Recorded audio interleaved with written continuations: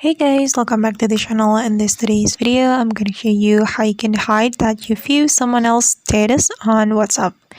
Alright guys, let's get into it. First of all, go to your WhatsApp application on your phone. Then after you have your WhatsApp application opened, you can tap on this three dots button on the top right corner of your screen. Then just click on the settings option, and on the settings option, we have to select the privacy setting.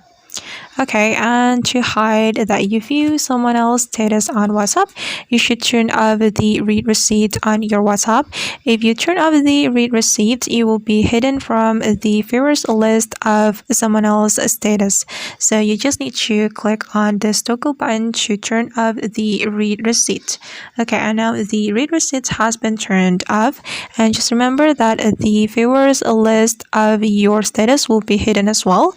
And alright guys, that's how we can hide that we view someone else's status on WhatsApp.